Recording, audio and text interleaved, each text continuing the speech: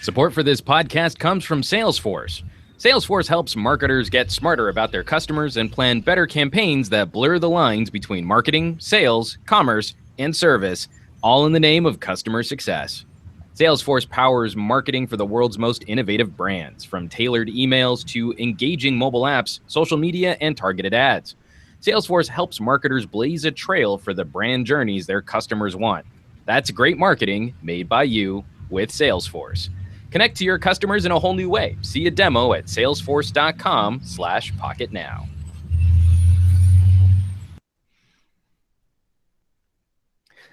All right, jumping into the show, we're getting confirmations on new OnePlus hardware. More rumors are popping up on Galaxy S8 hardware. We reveal the mystery Windows phone from last week, and a Canadian dating app has seen a humongous influx of new users for no reason whatsoever, I'm sure. These stories, plus we're answering your tech questions, so make sure you're charged and ready for episode 226 of the Pocketnow Weekly.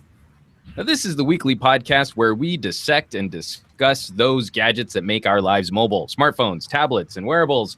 It's all the stuff you wished existed when you were a kid, and all of your gadgets were covered in buttons because nothing had a touchscreen back then. I'm Juan Carlos Bagnell, senior editor at Pocketnow.com, blasting this signal from sunny Southern California, joined by plucky podcast producer Jules Wong, who apparently is having podcast outside day today. Yeah, this is Charlotte Mecklenburg Public Library, the Independence branch, and I do not want to be in there talking incessantly about mobile tech in a very loud fashion. Also, it's next to high school and it's after school time, so everyone's yapping about Stranger Things and well, and like, there's a part of me that would have loved to have seen, because you remember it was months ago where I did a podcast in a lab in Florida. Yes. And halfway through the podcast, like, a tour comes through to look at like all of these laser systems that I probably shouldn't have had on camera. But I would just have loved to have seen that moment where the librarian like kindly comes over to you to tell you to shut the hell up. I mean, I could walk in. I'm streaming from a Chromebook and I'm on my own Wi-Fi hotspot with my. Yeah, that's which is also recording the raw. So I could take the show literally on and off the road. Well, hopefully that data connection holds out for us. It's always it's great. Well, and we'll have some things. We won't be able to talk about anything Sprint related on this podcast today. Wink, wink. But maybe tuning into some Sprint news tomorrow. Wink, wink. We'll have some more stuff to talk about, especially in terms of their network improvements. I just wanted to take a second here because we've got a really news-heavy show and some fun conversation, and you're going to be seeing. Actually, I'm holding my hands up right now on camera. You're going to be seeing in some reviews these fun little bandages that I've got on my fingertips here. Apparently, if a mini drone is flying towards your head, the wrong response is to try and catch it. No, that's what Rhett and Link told me during Good Morning when they had a whole bunch of drone stuff happen to them. They tried to dip a tea bag into a cup and it just... Yeah, that sounds like a terrible iddia. I'm already not a good pilot, and that's absolutely something I would probably never recommend anyone trying. Would be a good idea, though? I'm prompting you to say... well, what would be a good idea, Jules? Please do tell. Go with me next time. No, it's to yes, and join in on the conversation, and you know what? Contribute something, and maybe we'll get back to you on this during the podcast. So go on to Twitter, and I'm on @PointJules. I have a little business card that I can show off, or some gadget guy on Twitter, and our hashtag is PNWeekly. So if you say something that we want to respond to during the podcast, we'll access that hashtag PNWeekly and we'll respond to that. Otherwise, if you have something a little bit more in-depth that you would like to contribute, head over to your email, whatever your client is, and type in podcast@pocketnow.com. Give us something to talk about, please. Please give us something to talk about. We're just so lonely. We have some tweets coming in. Of course, Mr. @FatProduce, Andrew Wallace is hooking it up like crazy with the Star Trek GIFs. I'm always appreciative of his participation in hooking us up with some great short form Star Trek content like that, being the Trek nerd that I am. And he's asking, how can OnePlus improve the OnePlus 4? We'll be talking about some OnePlus rumors in just a little bit, so we'll get to that in just a second. And yeah, definitely. We're not even at 4 yet. No, that's what's great is it looks like we'll be having another 3 to deal with if the rumors that we're going to be talking about all hold true. We already led the show off with a sponsor plug, but we do want to thank Salesforce for jumping in and supporting the show this week. They're helping us keep the lights on, and you can definitely check them out at salesforce.com/pocketnow if you would like to take your consumer strategy up a notch. So we don't have any too. Yeah, that's right. Because we've got all kinds of consumery things happening with our marketing. Actually, who was it? It was Adam, editor Adam Dowd. Yeah, Adam Dowd. His company's been working with company Salesforce. Branch Fire or Fire Branch. I always get the two mixed up, but his company's it's awesome. His company is awesome too. Whatever this company is called, it is fantastic. Is true story. Soylent. So great. I don't know. One of the things is I think we're gonna have to be really careful this week. I'm avoiding any political discussion. I know you guys know I like to soapbox about tech and politics and stuff like that, but I kind of feel like we're all exhausted about it. So I think we should jump straight into some news. And really, we're going to have to dive into it in the next, maybe 70 minutes. So, but again, because the actual story, I think we'll circumvent. But there are some funny periphery things happening that, yes, we absolutely will be talking about. Okay. But to jump straight to Andrew Wallace's question from the PN Weekly hashtag, we've been getting some fun news on OnePlus teasing new hardware. Jules, if you can kind of talk us through this, I'm going to switch over into screen share so YouTubers can see what it is that we're dealing with here. Yeah, so there's been this slow leak of this whole stream of what will OnePlus do during the fall since it launched the OnePlus 3. Talk has been that they could release a OnePlus 3S, and that got shut down mostly due to Carl Pei, the co-founder of OnePlus, just trashing about replacing its optic AMOLED display, which was, it was criticized, panned all over for being not the best display around, and exchanging that for LCD, Quad HD, in fact. Mm-hmm. So he was kind of adamant about the technology, but rumors still kept on saying that there's going to be this sequel that's going to be great with the LCD and Snapdragon 821, 6 gigs of RAM. It's a small improvement. And now we have confirmation of sorts from, it was last week Qualcomm, and apologies for the bus over there. They're on the Qualcomm bus, jumping in with another Snapdragon 821 announcement coming soon. And then OnePlus itself decided, hey, let's unwrap this thing ourselves and talk about Snapdragon 821 chipset and how there's T-7 days and counting before this weird spaceship, maybe this Loop spaceship launches again. Because they're going for the spaceship motif with Loop VR and all that. Like, I don't know. Yeah. I wouldn't want to be, on that chip at all, because it looks like a horribly designed place that no human should be living in at all. No, it definitely doesn't seem like a hospitable environment for humans, but it's the perfect environment to tease your new smartphone. Right? Is that sci-fi sort of dystopian?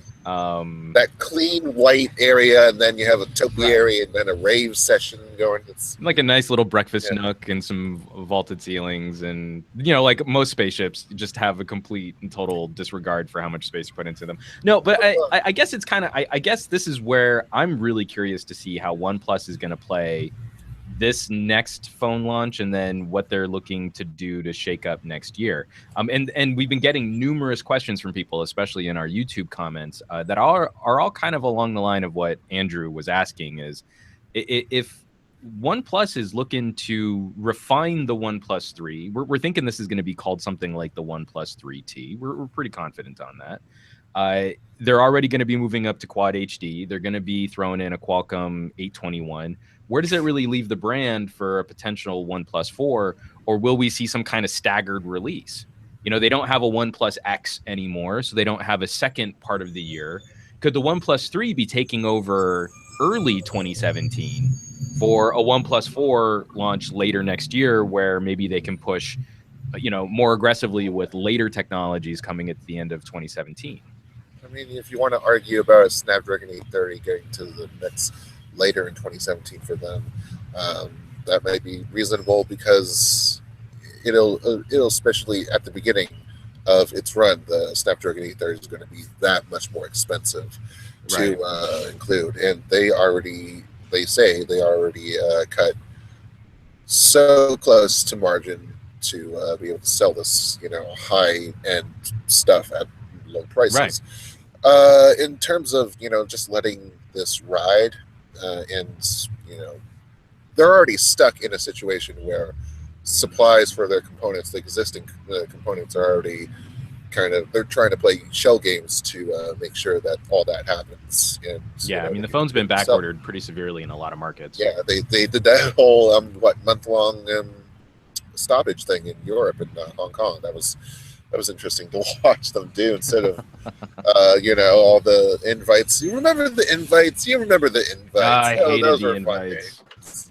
Yeah, and then you don't have to deal with like month-long, you know, oh, you can't buy the phone, you're going to have to remind yourself to come back at 3 a.m. on September 12th. Yeah. Before you're going to buy the phone again. That's great job. But you know what? As much as I pan OnePlus,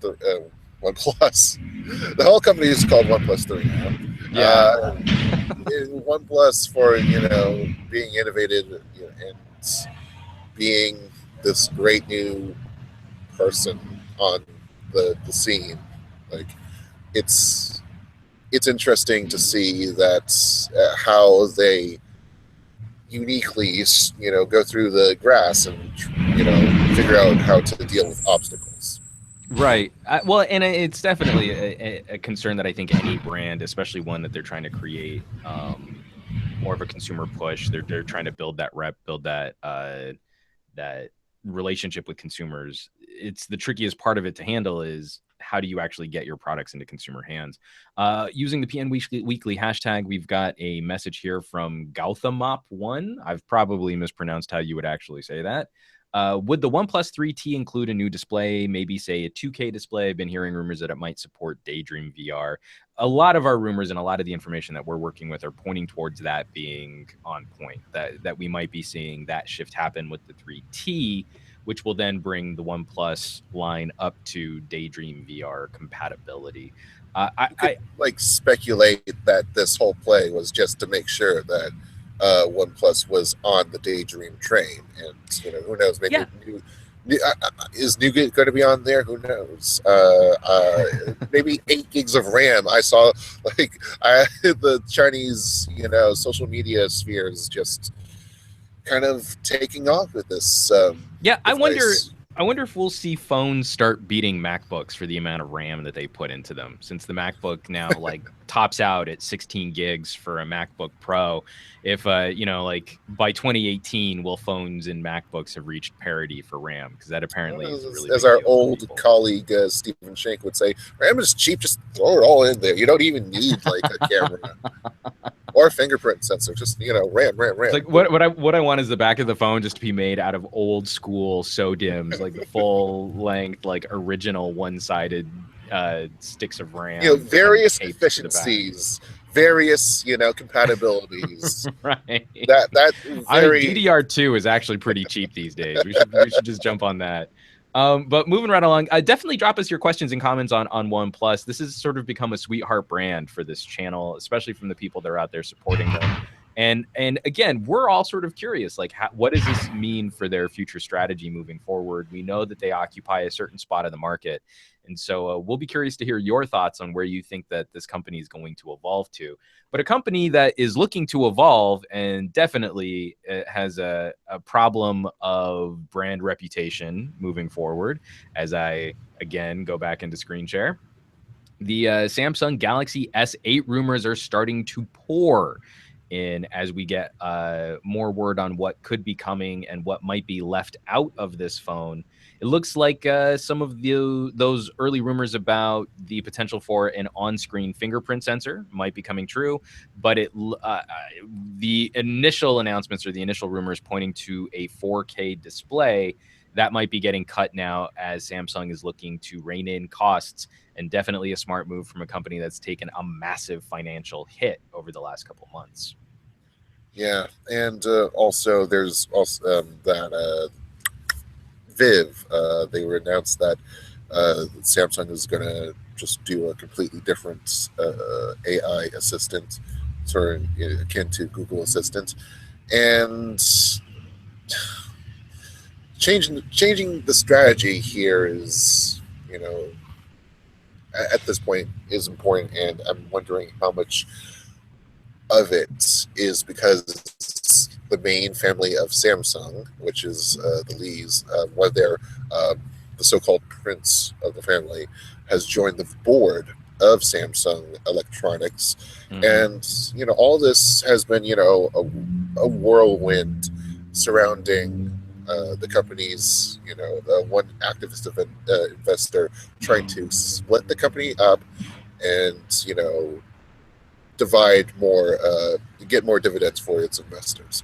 So where we're seeing the Galaxy S8 come into this is being more conservative and being I don't know, a push for stabilized growth. Well, but would we even consider this necessarily conservative? In coming back to what we were talking about with OnePlus, I mean, we're all kind of stuck thinking or looking at where do we push smartphones next?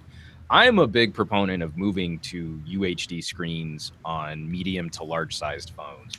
And I know I'm kind of in the minority there because everyone loves to bring up this argument about, well, the battery life will take a hit, when there's not really great evidence to suggest that that would necessarily be true with just a little bit of refinement and some subtle changes to how the phone displays information on an AMOLED screen. And hey, I run all of my phones 1080p, 720p in 6 hours flat.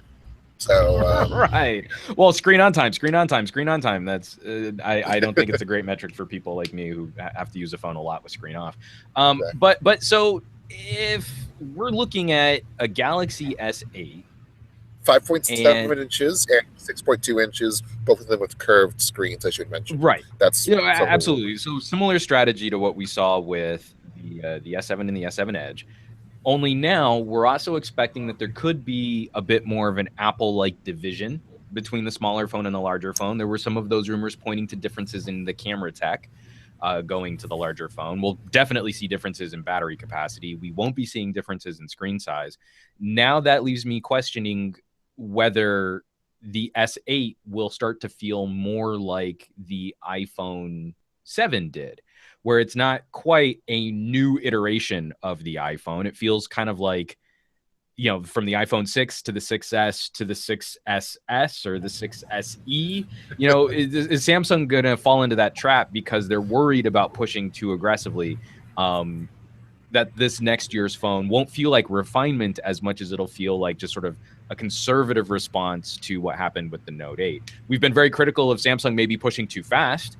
We definitely don't want Samsung responding too aggressively to manufacturing issues with the Note 7, but there's this window where they're either playing too conservative or not conservative enough, or too aggressive or not aggressive enough. They're trying to steady the top, and it's spinning all at the same time. So making sure that's not a metaphor you would use? No, that's good. I went straight to Inception. I was like, how long can the top spin? Yes. Is this even real life? Well, you'd have to ask Samsung whether it is going through real life right now. I'm sure many executives are kind of just shaking their heads. Well, using the PN Weekly hashtag, Andrew Wallace asking, does the Samsung Smart AI button remind you of the gimmicks of Samsung's in years past? And actually, I'm going to say no, because Samsung has a track record of including additional function buttons, mostly on the active. So maybe that's fair. Maybe this is an extra gimmick button. But one of the things that I think will bother some Android aficionados is that this is different than the Google Assistant.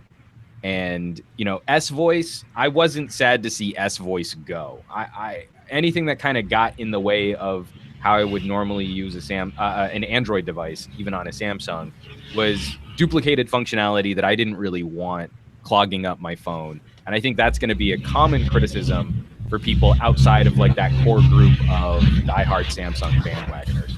It's the battle for big data, and Samsung wants in. It has a user base that it can wield, and it's going to try to do so if that's the way forward. And with Amazon and Google and everyone else trying to hop on the train at the same time, they're going to try to.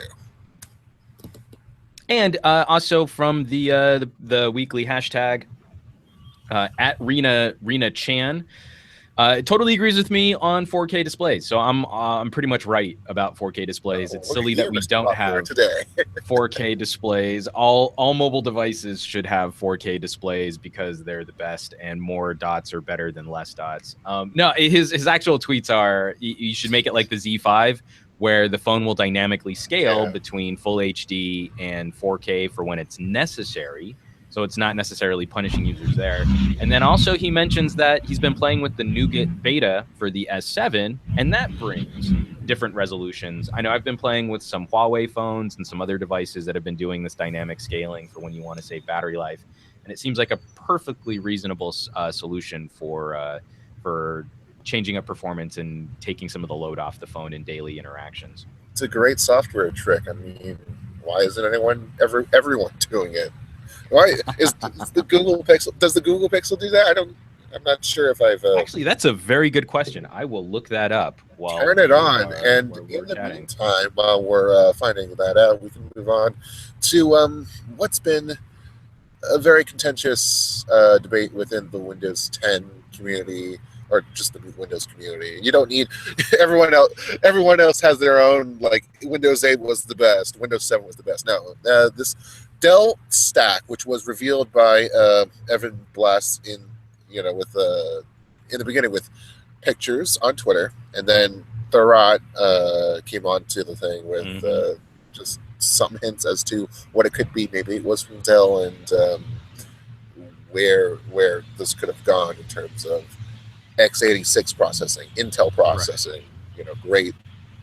Well, and I was super confident that basically we were just looking at a fancy Star Trek prop, that it wasn't even a real device at all. So, well, it's it was not going to be just that. It was going to be distributed computing, and it was going to be a hub device, and Continuum would just power the rest of these dummy devices along the way, so that you could move across screens and control what you wanted to within whatever confines you could. And even if you're stuck on the subway, you still have access and the power to at least try and get the thing done that you want to. So are you under alien attack right now? Because that sounds like from War of the Worlds. Maybe it's I think they're driving down pylons for. Oh God, yes, for whatever energy weaponry is going to reform the planet so that the Kryptonians can come back to life. I think I'm just sitting in one giant coal ash pile, and no one has told me. This is North Carolina, after all. Someone's just gonna light a match, and everything's gonna go up like crazy. Yeah. So hub device. This I think would have been an amazing execution of the aesthetic behind what drives Windows 10. I don't know. I mean, is there any possibility of this still being potentially in the pipeline? HP has been making noise with their Elite. Dell likes to have corporate solutions that can battle HP. They've been sort of, each other's nemesis company for decades. I don't know. Like, I think there's every potential for a business grade device. This wouldn't necessarily be going out to consumers. From what's been talked about, it's all about the heat with an x86 chip as opposed to an ARM chip. Smaller, bigger, more beefier processing going on there. And when you have full slates of efficient RAM and SSDs to deal with, we're talking about an initial 6.4-inch form factor. And the pictures that you, if you can bring them back up, it was deceptively thin. We were talking at minimum 9 millimeters. And when revisions arrived for the design, which would have taken it more towards a actual Dell-like design if you were to think of a Venue 7 or 8, it was going to be more towards 7 inches. So they were trying to eke out, if I were to interpret anything, they were trying to eke out a little more space, a little more room for distribution of heat. And as far as I can tell, that has not worked yet.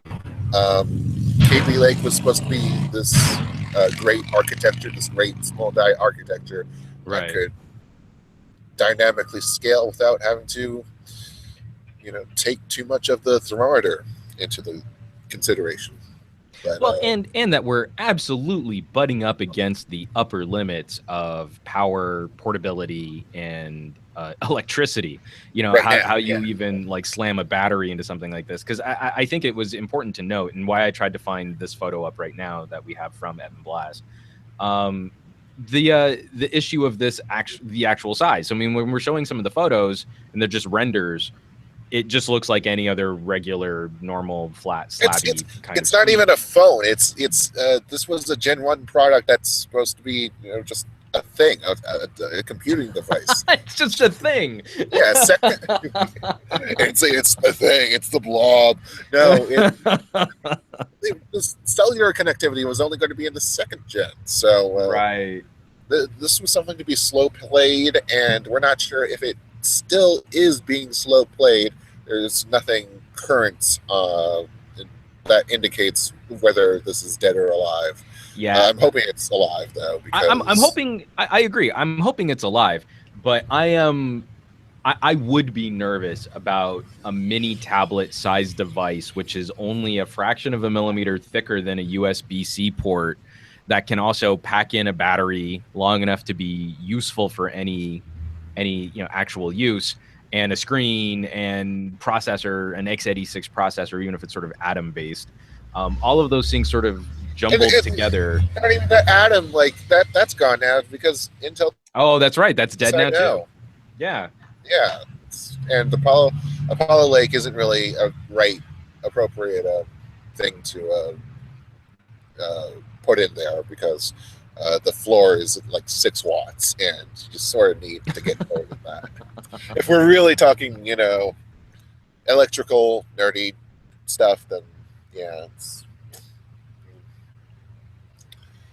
But moving from one nerdy situation, and actually for those of you who have been flirting around with Windows phones still, we've still been trying to get our hands on an Elite X3. Whether or not we'll be able to anytime soon, we don't know actually whether or not we'll be able to get this in the review chain, especially because 2016 is wrapping up a far busier way than I thought it would. But moving from one company in geekery to another company in geekery. I was really surprised by this headline. I mean, like, legit shocked that this was going to be the play coming forward from Lenovo. We've been talking about this team up for a while, especially in light of Lenovo recently cutting a bunch of Motorola jobs. But it would seem like moving forward for phone branding that Lenovo is going to walk away from their own name and is only going to be releasing Motorola branded devices in the future now. And I actually posted something this afternoon about from Holomoto HK detailing what those 6 phones were going to be, and we kept it alive like it's in a zombie's state. But the Moto X is being talked about again. So even though the Moto name will be applied to every phone, There are 6 of them that are scheduled apparently for next year, give or take. Who knows? And we're not going to be able to verify the list that Hello Moto put out there. But the way that there's still going to be separate units. Lenovo will still have its control. Motorola will still have its control. In terms of Motorola, they're going to lead the project on the Moto Z. They are going to collaborate, I believe, on the Moto G, and another one, maybe it's the Moto. No, the Lenovo has the Moto M. And then what I thought was weird was the fact that there were two budget phones, the Moto E and the Moto C.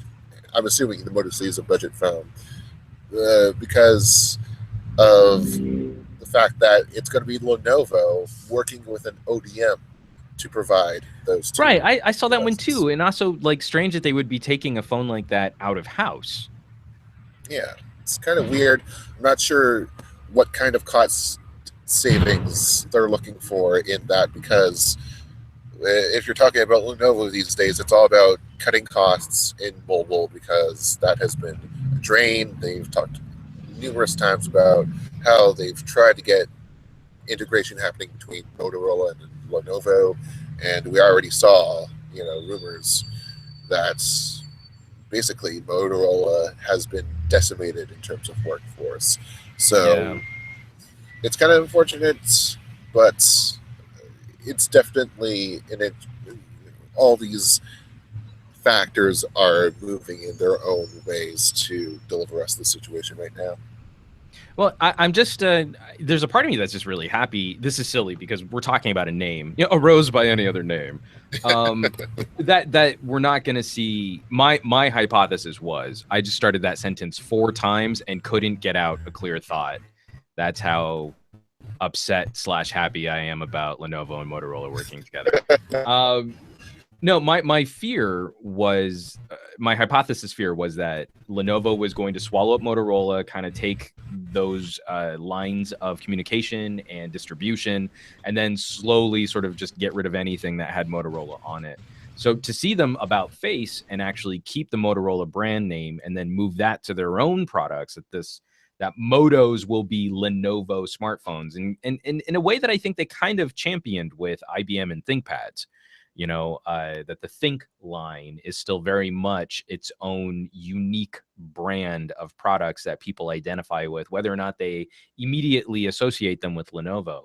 Generationally speaking, I think that's a generational cutoff. I think younger people are apt to say it's a Lenovo ThinkPad. I think people older than me remember IBM ThinkPads. To see them do that with phones, that makes me happy. I don't want to live in a world where Motorola doesn't exist in some fashion or in some form. So I'm really happy to see that this is the word. It's just kind of strange to me that, especially knowing that Lenovo handsets were selling well, that this is the move that they've chosen to make. Oh, it looks like we lost Jules. Hopefully he can jump back in while I'm rambling about other things. But in the meantime, I'm going to prep to move over to our next story because we're dealing with some LG shenanigans. Hey, Jules, welcome back. Hey, what's up? Nice to meet you again on this high latency line, I guess. So I'm not going to worry about throwing into screen share for this next story. It just, again, I've got concerns, LG. I've got real concerns that we've got rumors of yet another V series phone. This is the LG V20. Don't be screwing this up, LG. You can't be doing that again. You can't be treating Europe like... It's tricky stuff, right? We expect some kind of cohesive brand strategy. We got word from Lenovo that they're going to have a cohesive brand strategy between their Lenovo and Motorola teams. Still and 6 phones. LG, but I'm talking in terms of naming. LG is one company, and they're a little all over the place when it comes to regions and shipping product and what devices are called what. But we do have this rumor on an LG V20s potentially coming down the pipe. The last time we were dealing with some sort of S variant of a phone, it was the G5 SE, which used a Qualcomm 650 instead of the regular G5's Qualcomm 820, so it was a lower power device. And then we also saw a Japan-only V34, And that was, it lost the replaceable battery of the V20, but it gained water resistance. And now we're sort of left in wondering what LG might be doing. They have this entire European territory, which is completely underserved right now. And it would be really exciting if they could get one of these products out there, because I think the V series is woefully underrated. This is maybe one of the best phones. I'm actually using it as sort of my fallback daily driver right now, the V20. Yeah. One of the best things I think LG has ever made, and they're not getting it to anybody. So that would be, I don't know what was happening between the G5 and how they treated distribution and serving the audience for that, and the V series, which, you know, we're only into second iteration, and it's just been this kind of slow play, conservative, wait and see. And I'm not sure if that's actually an affordable move at this point for them.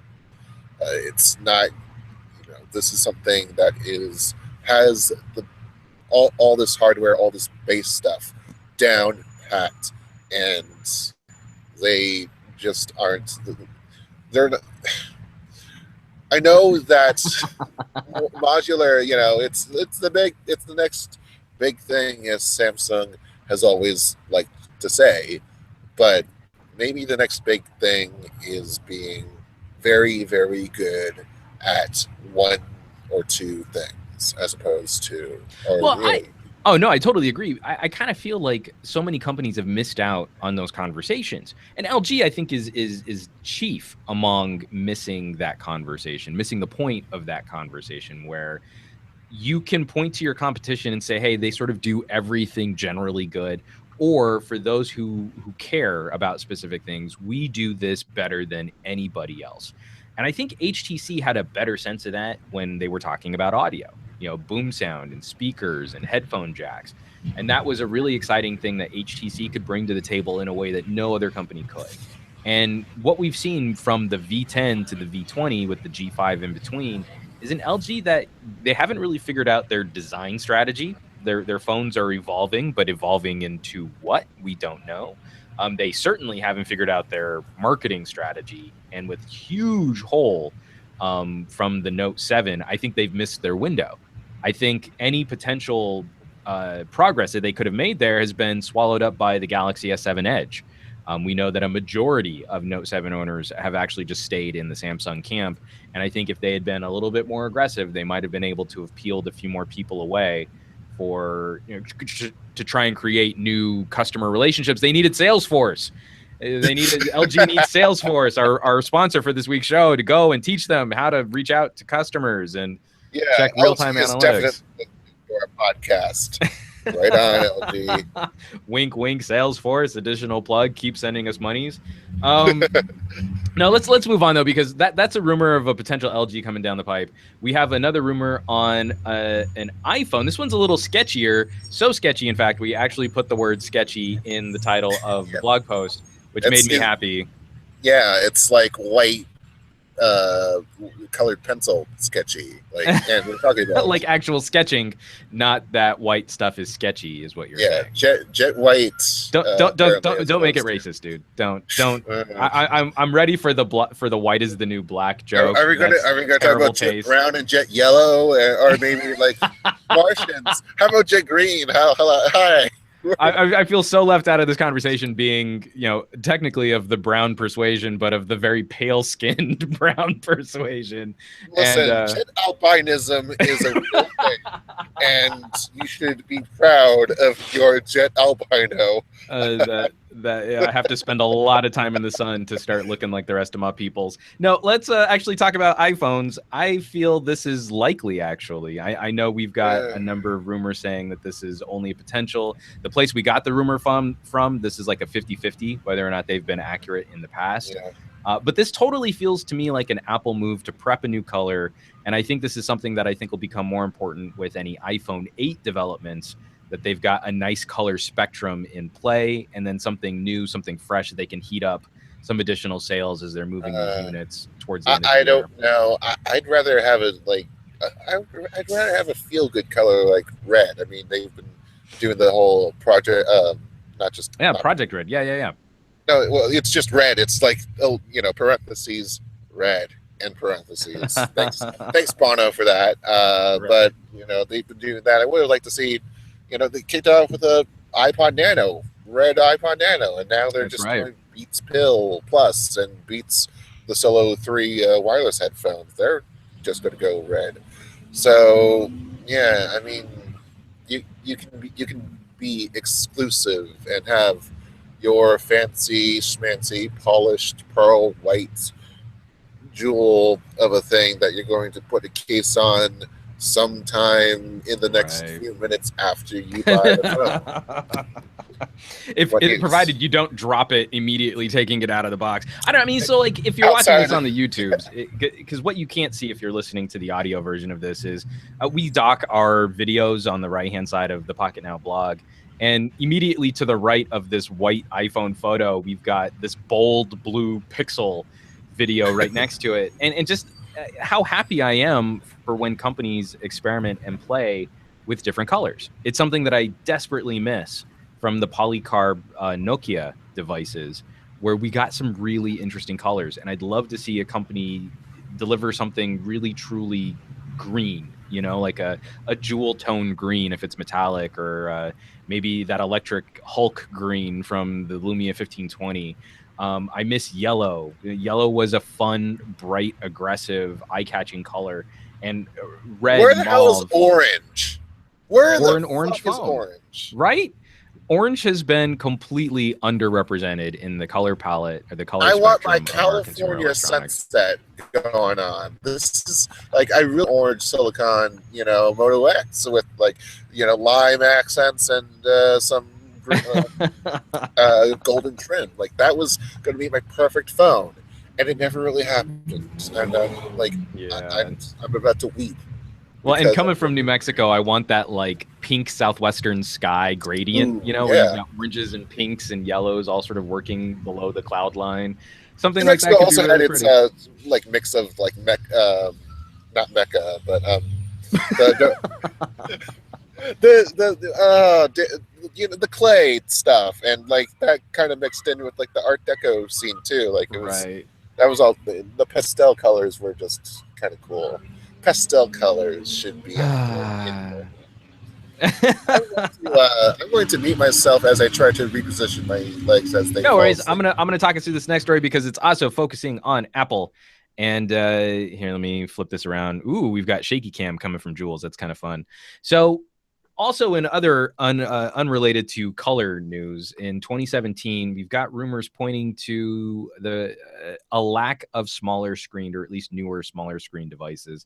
It looks like Apple will not be delivering an iPhone SE in 2017, which I think is kind of disappointing. The more I keep playing with all of the Apple lineup this year, I still keep coming back to the iPhone SE as something very interesting. I don't know that I'd ever claim, it's my favorite, phone or small phone or cheap or I guess mid-range or priced phone of the year. But there was something really interesting about an iPhone 5 shell with more up-to-date internals that could compete against some of the other really great $400 options. To see Apple walk away from this when it seems like sales we're actually on track. I mean, if we look at what their forecasts were in the first quarter and the second quarter, it would seem that shipments and sales were on point for what Apple was expecting. And this is one of the only devices that they can point to in their lineup to help break open new markets. But if they slow play this and they just have the same SE for all of 2017 as well, then I feel like Apple loses territory that they could be expanding on. This is Apple's cheap phone, and I don't like to put it that way. It's Apple's, least expensive phone to acquire, and it's already, in terms of, it's a year old basically, and it's cutting margins because that $399 price tag is pretty thin. So for Apple, at least, having that potentially, cut off any further higher end upgrades that they might be able to grab is just wouldn't be acceptable for them. And I think that just by introducing a new small model, like for them, it's just, it's going to be okay. They'll be able to grab all the small iPhone market share with just that. Well, I mean, yeah, they certainly don't have any competition for a small iPhone. But I just mean, like, do they even have room for that Apple A10 Fusion chip in a 4-inch chassis? Like, yeah, that's true. I guess maybe they don't. I think it would have to come with a battery increase, just like we saw with going from the iPhone 6S to the iPhone 7. It's got a larger battery, but it seems to still post slightly worse battery performance. It's going to be the iPuck SE. But I just feel like I don't know that Apple can continue to build brand recognition with consumers with lower priced handsets if all we're doing is recycling the older iPhones. I think it was a great move that the iPhone 6S now starts with more storage. I thought that was great. In fact, there's a part of me that would maybe even recommend an iPhone 6S over an iPhone 7 for certain people out there, depending on what it is that you think you need or you think you might want, given that $100 price difference. But I don't know that you can really court people in this day and age with an iPhone 6. The iPhone SE is a better phone all around than the iPhone 6. So it's just tricky territory for Apple, because I don't know that any company that was really positioning themselves in the premium market has found those opportunities or has found those methods to bring their brand, what makes their brand special, to people who are shopping less expensive handsets. And this is a humongous opportunity for Chinese manufacturers, your Honors, your Huaweis, your ZTEs, your Oppos, to walk into these markets that are now emerging with 3G and 4G data and give them direct, high quality solutions at lower price points. It's not something I think Apple competes on very well. Well, we keep talking about the OnePlus 3 Honor 8, all these $400 phones, and you know what? iPhone SE is $400. It has all the carrier support that you need, and it has the most access. So it's not a sign of progress, but it's a sign of being able to play your cards financially in the right way and making sure that you're able to make the most of any given sales period, any given lot of sales. No, I don't disagree with that. I just mean in the interim, while Apple is trying to shake out this strategy and reset on older devices, kind of like their MacBook strategy, right? Yeah. People were waiting to buy new MacBooks, and they waited so long that we saw the market shift in what consumers think that they wanted. So now there's a slightly more controversial purchasing decision if you're looking at a MacBook Pro, and it's not a foregone conclusion that you're going to leave Apple, but I've seen a lot of people flirting with something like a Surface or a Surface Book. And so now, while Apple has this SE, and then we start getting other phones like an Axon 7 Mini, like devices that can even undercut and can still offer a very high quality experience at a cheaper price point. That's where we're seeing all this stuff slide. It's not just like the Moto Gs, like there are now this tier of, the transition between an entry level phone and a mid-range phone that are now competing really well at lower price points. So that's just kind of where I feel like there's an opportunity there, and I don't know that Apple can really take advantage diminishing of it. The 4-inch factor in this at all? Because even high quality is great, but being able to use the phone at the most optimal way. Oh no, I definitely agree. I'm curious as to, and what I'm curious about, and I wish I could get better numbers out of Apple, because from what I've been seeing in terms of their quarterlies, when they do talk about their consumer demographics, that SE is actually being sold to more men than women. And I would have assumed that SE would have been more popular with women because of what you're describing, the one-hand usage, and I've got this little hobbity, stumpy thumb that when I'm holding the phone in one hand and I'm holding a suitcase in the other, the SE is not a terrible phone for me to use literally on the go. So what I'm about to say is typical marketing proto character type. Men are practical.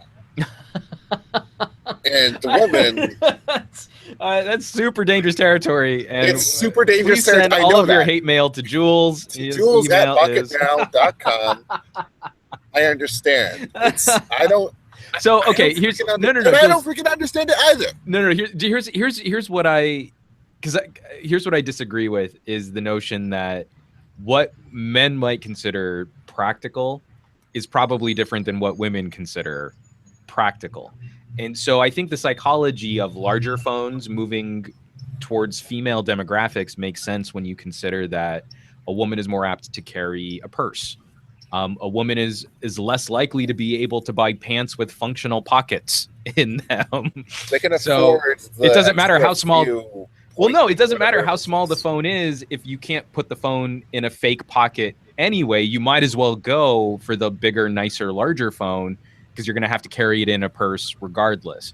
Whereas men, and especially I think with younger guys, one, we are definitely seeing sort of a price pinch, which I think is making the iPhone SE a little bit more appealing to younger men. And then also men are less willing to spend more money on their. Not about less willing. I just mean in terms of generational. You're just fresh out of college. You need a good phone. You need a reliable phone. You need a nice phone, something that puts off a nice image.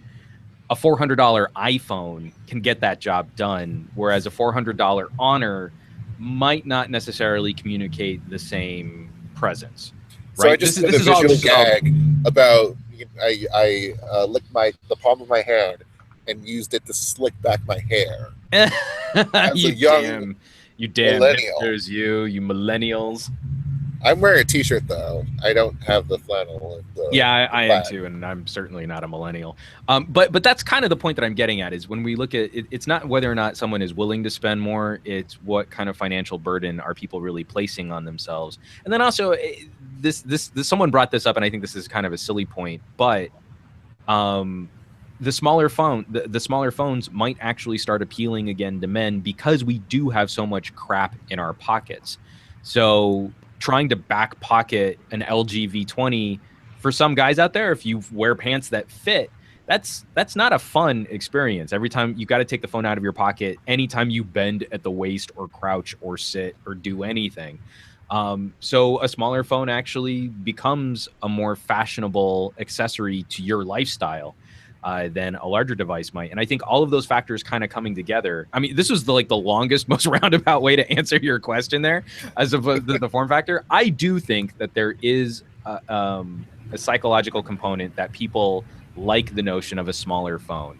It's less obtrusive. It's way better for just momentary interactions, and you're less likely to kind of get sucked into it.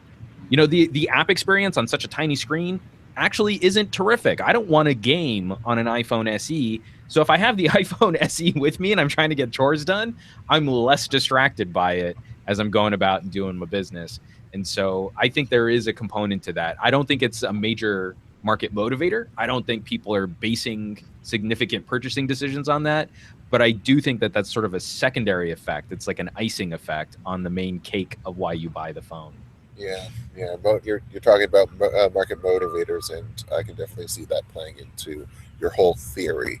I wish we didn't have to go through all the caricatures and stereotypes. I'm David Plotz.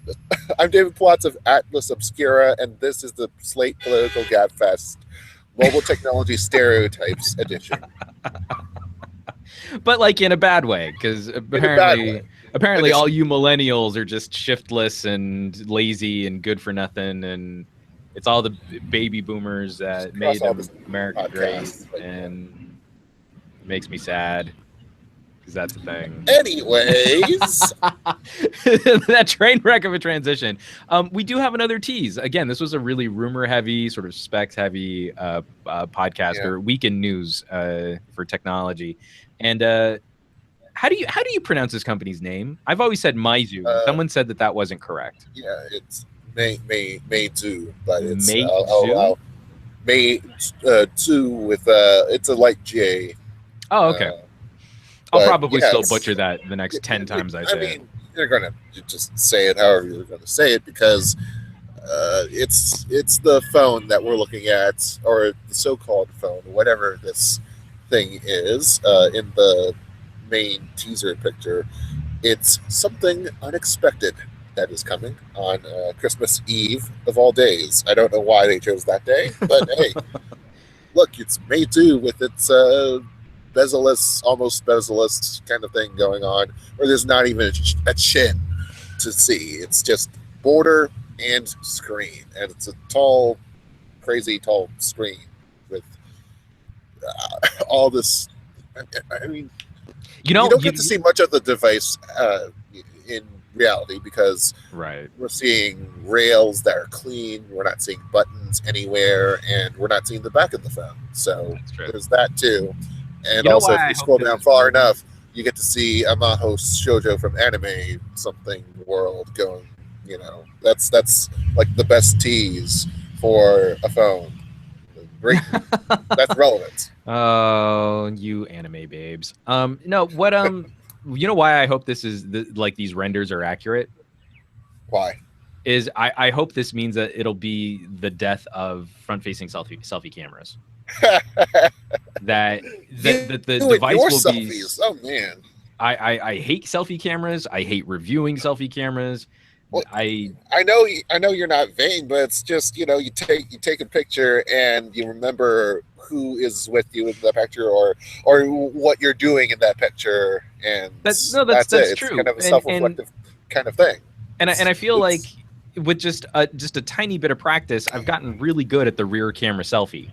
And I've almost never taken a photo from the front camera and not thought to myself, I should have just taken that from the rear camera with a blind rear camera selfie and it would have been better. I've almost always walked away from every selfie camera shot thinking, nah, this is crap. So I know it's probably completely unlikely, or what they might be doing is something really fancy where there's a part of the screen that has some display property that allows light through for the lens to take a blah, blah, blah, blah, blah. But what could be fascinating is if you could design a screen where you can look through the screen to a camera that's mounted behind the display. That's what Apple's supposedly rumored to do with its all screen, all face, all the time. You give us 22 minutes, we'll give you the world. So what could be really interesting about that, though, is if that technology comes to pass in a real consumer-facing way, we might finally realize the dream of science fiction video calling where you can really make eye contact with the person that you're speaking to. Like, for example, right now, I'm looking directly into my webcam, but my notes are over here. So if I look over at my notes, I'm over there. And then my actual video control window's over here. And then my audio recording for the audio version of the podcast is down here. Just and for me to be able huge room-sized camera with a huge teleprompter. That will solve I do need to invest in a teleprompter. I think I'm way too long not playing with the teleprompter. But anyway, sorry. So if Meizu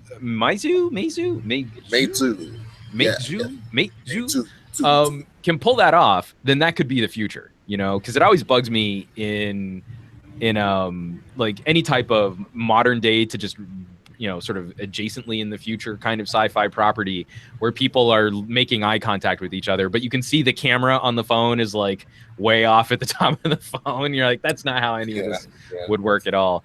If they can pull it off, then maybe I'll give them a thumbs up on a selfie camera that's at least novel and futuristic as opposed to all of the crappy selfie cameras that I have to review. And by the way, I myself am a little bit tone deaf, so friend of the show, you would want to go to friend of the show, Clifton M. Thomas, for proper pronunciation of whatever Chinese manufacturer's name. Right on. He's a cool kid. Excellent. Cool. No, that's why the hell?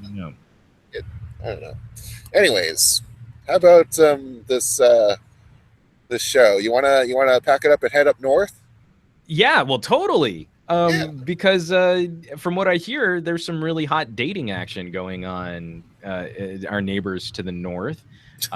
News of the Canadian dating app Maple Match doubled their user base last night, and I can't think of anything that's happening in like local news or national news here where that would be a thing that might happen. Yeah, you should probably. Yeah, I don't know if anyone should be reading the lead of the story where the thing is going on. But anyways, I myself have actually signed up for the program just for giggles and the toilet action, whatever that means.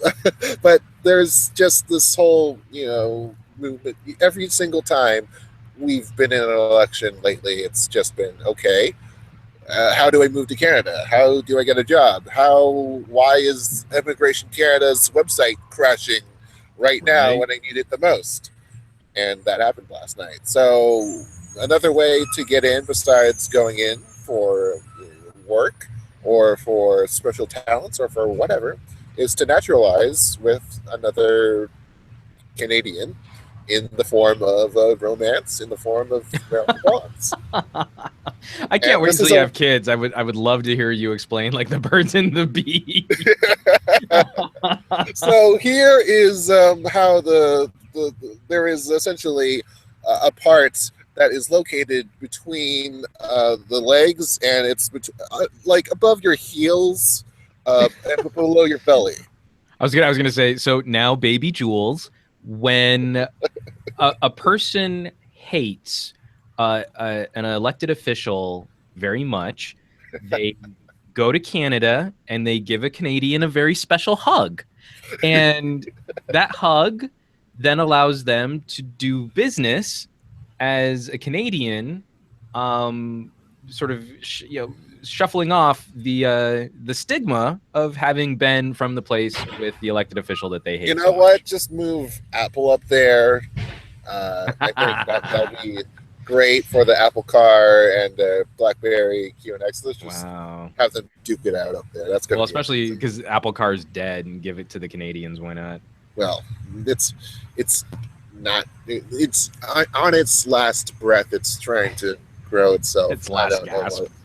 I don't know what's doing. I don't know that the Canadians would want it either. I feel bad because Canada is still thrown around. It's kind of like I was super angry. I'm not the biggest football fan. At Canada? No. This is a roundabout way to getting to this point. I'm a passive Broncos fan, but living in California, how frustrating it was to see these teams trying to use Los Angeles as leverage for not getting what they wanted locally. Like, pissed off at San Diego. Like, the Chargers couldn't get all of the wacky things that they wanted in their stadium, and they're threatening to leave San Diego and come up to LA. And like, here in LA, it's like, we don't want you. Stay in San Diego. We've got the Raiders are trying to pull the same thing, and then we got the Rams. And so we're building a stadium here, and hopefully it won't be such a travesty of taxpayer funding. And I mean, all 32 teams can just go over there, and we can make it the LAFL. Right. Oh, that'd be pretty funny. I would totally love to see California's infrastructure try and handle that. It would be funny. It would be a laughable. Literally. That's well done, Jules. That was on the fly. I don't even have a good response for you because I'm just sort of taken aback that was very well done.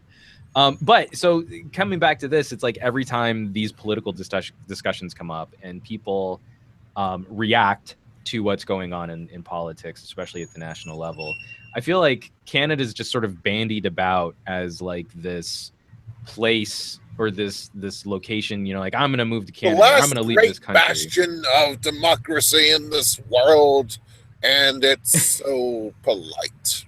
Well, and I feel like also at the same token, like, I know very few people actually follow up on that threat, So like, once we're sort of celebrating Canada, like, I'm so upset with what's happening here. I'm going to move to a place that I feel is more reasonable. We saw this during the second President Bush's election. We saw this during the Obama election from conservatives and from liberals. People saying, "Well, I'm going to leave America if this is what happens, and I'll go to Canada." And then, like, so few people actually take them up on that. So like, you threatened to leave, and then you didn't follow through with it. Is this also sort of a slight to Canada at the same time as it's a celebration of Canada? And maybe not this time around. Who knows? Because I don't know. We're talking about whole lots of young people. Why am I even discussing this? Let's move on to our. So I mean, like just to wrap up the point though, because we also have had a couple tweets about this, and Joel G is taking a shot at SJWs and stuff like that. And as someone, I would consider myself bleeding heart. I'm a pretty liberal dude.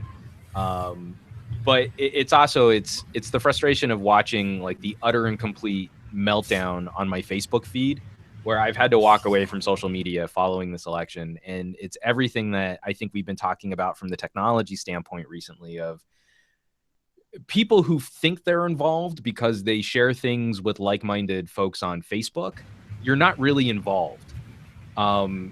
If you feel like politics is getting away from you or not representing your interests, or that your voice is not being heard, complaining to people who agree with you on Facebook does maybe less than nothing, because it takes up your time, your effort, and your energy, and it still doesn't do anything to engage in discourse with people who think differently than you, and it doesn't reach out to your elected officials who actually can set policy.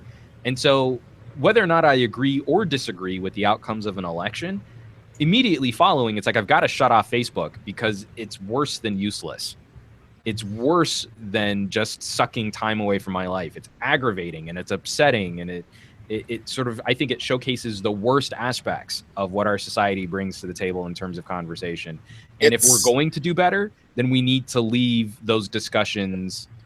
We need to lead those discussions away from social media and to avenues where they could actually make a benefit. If you were impassioned to write a multiple pages long Facebook post, why not email that to your senator? Why not email that to your House of Representatives, your congressman or your congresswoman?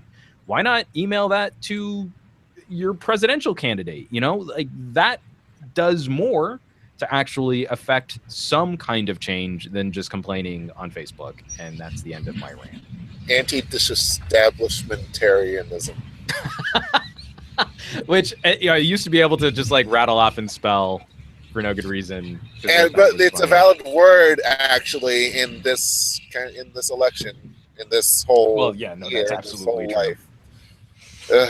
Definitely has been a trend of 2016 in popular politics throughout Europe and the United States. So I think this is yet another reason why we should all be looking to be involved in the process and not trying to run away from it, especially because I have very little faith in the people at the top of all of our governments to exercise responsible technology policy. And if we thought 2016 was a tough year for dealing with privacy issues, encryption issues, warrants, and monitoring of the citizenry, I have the sinking suspicion that 2017 is going to be as bad or worse moving into the future. So it would behoove us to all keep up the commentary and be involved to whatever degree we can be, and maybe let the social media stuff be for cat photos. Well, and I wouldn't go so far as to that, because I myself would then have to abandon Facebook and Twitter and well, I haven't abandoned Facebook. I'm trying to like what Tumblr, Facebook and should be MySpace used for, and GeoCities and Google Maps communities and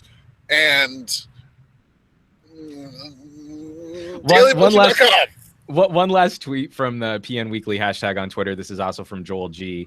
There's speculation the reason that a certain candidate won was because of the 15,000 young people voting for Harambe. Well, first of all, in any swing county, in any swing state, it would have taken more than 15,000 votes to flip the script on what happened. Don't use Harambe in the same sense as swing. How dare you, Joel? Because there are other words that are associated with Harambe that could be, swing, right. Harambe, and then out for Harambe. So with that in mind, let's leave this show off. I do want to cover one viewer email. This is from Haniko Martin, and my web browser is locked up, so I can't get to it on my PC. You guys are just gonna have to watch me read it from my phone, because this is something that we talked about a lot. We talked about this during this show in regards to LG, and Haniko writes, now that we've got data that the Pixel sold more than the Nexus 6P, does that mean brand marketing is more important than the product quality and value itself? And will other brands like Xiaomi, OnePlus, that offer budget phones, will they go down this path as well, because that makes more of a profit? What do you think, Jules? It's always different. It's always case by case. There's always that, word of mouth kind of surprise hits that went viral. And then there are the brands that were initially rejected, have continually been rejected until there was a slow insurgence of acceptance. It really depends on more factors that we can count. Brand marketing definitely is just making sure that you're imaging your product is one of the biggest factors, most visible, of course, other than the product itself. But I mean, this is interesting though, because I don't know that we've seen any other tech companies, smartphone manufacturers, tackle this kind of rebranding. It wasn't like from the Galaxy S3 to the Galaxy S4, Samsung shifted their demographics entirely, saying, oh, from now on, we're not going to court developers anymore. We're only going to court consumers. And I wonder, had we called this a Nexus, but we had put out the same money, the same effort, the same energy in creating advertisements, in doing approaching relationships with carriers or Verizon, if we had done, if Google had done all of that for a Nexus 7 as opposed to a Pixel, don't we feel like it would have had a similar effect? Don't we think that Nexus sales would have increased if people could see a Nexus in person and play with it, and fun, feel-good, emotional ads that didn't get too bogged down in specs and hardware bullet points and stuff like that were accessible? I mean, I think it's been the greatest success of Samsung and Apple is watching the tone of their advertising shift back and forth between playful and serious. But you're assuming everyone wants to touch their phones before they buy them, and to really use them. But I think, but isn't that a much harder sell when it's difficult to get hands-on with the phone? It was a lot more difficult to really hold a Nexus as an uninformed consumer than it was to walk into a Verizon store and see a bright blue Pixel. Yeah, that's true. But if the eye-catching aspects haven't gotten you by then, or if it at least planted the seed of might be, I don't know, I want to check that out first just to make sure, then I don't know if any sort of tactile action would have sealed the deal. Well, but in the whole grand scheme of how do we relate to customers and how do we motivate customers to actually open their wallets, this is the main question I kind of want to leave this podcast off. And I'm curious to see what our audience's thoughts are. So definitely hit us up on the PN Weekly hashtag, drop us some comments on this, the YouTube video, if you're watching this on YouTube, or hit us up on podcast@pocketnow.com. You can email us your thoughts. I want to try and follow up with this next week. And especially as next week, we're kind of getting into some holiday activity. We're starting to prep for Turkey Day, which is my favorite holiday of the year. I want to do a viewer shout out show again. Viewers take the wheel, your questions, real time, also from the email, from the PN Weekly hashtag. So prep your tech questions. We're going to have a bunch of phones to talk about over the next couple weeks. I'm finally breaking into the Mate 9. We've wrapped up the Pixel. Jaime is going to be going hands-on with the Le Echo. Finally, we're going to be doing some Le Echo coverage on Pocketnow. So we've got tons of devices for you guys to ask questions about, and then also some of these philosophical discussions, things about technology and politics, and then also technology, branding, and marketing. I'd really love to hear your guys' thoughts on how we can put together next week's show, because it's all going to be about the stuff you ask us. And you're going to have to keep us on our toes, because that's exciting for us. Deep thoughts, people. deep thoughts. Deep thoughts. So, I don't have any fun sound effects to leave this off with, so I'm just going to wrap it up. Wow. That was maybe 1 week I'll do my Velociraptor impersonation, but that will not be today. So there you have it, folks. Another episode of the Pocketnow Weekly has come and gone. The show is ending, but the conversation continues on Twitter, where you can find Jules as @PointJules. He's walking around right now, and I think he's trying to get himself to a better location. And I'm humbly @SomeGadgetGuy. Pocketnow is around the web on Twitter, Instagram, Facebook, Google+, YouTube, and our home site, pocketnow.com, which just got a refresh. Go and check out the new site. Drop us your thoughts. I think it looks a lot better. It was long overdue getting that refresh up on the website. Now, shows like this can't exist without your support, sharing the weekly with your friends who love mobile technology, and by dropping some reviews on iTunes, Stitcher, Google Play, and wherever podcast reviews can be left. Once again, we want to thank this week's sponsor, Salesforce. They're helping us keep the lights on here, and definitely check out their offering, salesforce.com/pocketnow.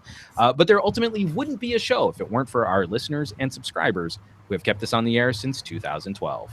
The Pocketnow Weekly will be back next week to answer your technology questions, so make sure you tune back in. Go Panthers! And stop broadcast.